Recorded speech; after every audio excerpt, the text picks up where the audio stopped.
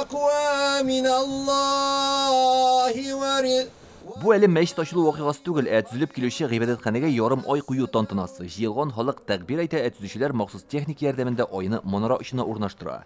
Питрәш районының Яңа Шигали авылында бүген зур вақиға. Балалар үшін оқыту кабинетлары, кішкене генә кухня бар. Былай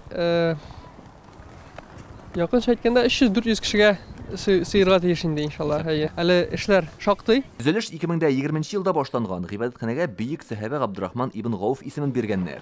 Бинаның эчке эшләрен төгәллисе калган. Мәчет 2 катлы, хатын-кызлар һәм иратлар өчен бүлмәләр каралган. Bu мәчет Хывай йорты бу бик озын узак еллар халыкка хезмәт итсен иде. Без бу мәчетне узак еллар көттек. Исән сау шул мәчетләрдә намазларыбызны укып, исән сау булыйк.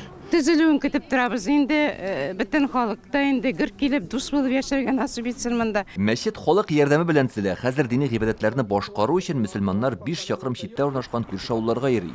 Бу Питрәш мөхтәсибәтендә 21-нче мәчет булачак. Мәчетләр бит инде гыйбадәт урынында түгел, ул мәдәният урынында да безнең, гыйбадәт урынында да ул безнең, билем алу урынында да ул безнең. Мәчеткә ай кую уңайнан оештырылган әлеге мөкаддәс чара быел зурлап билгеләп үтелүче ислам динен кабул итүнең 1100 еллыгына туры килү бигрәк тә истәлекле вакыйга ди дин әһелләре. Әлеге мәчетнең олы юл буенда урнашу да бик уңайлы, чөнки узган барган кешеләр бергә кереп гыйбадәт кылып чыга алачак. Бирдә дин тәгълиматларын төшендерүдән тыш татар телен өйрәтүгә дә зур игътибар биреләчәк.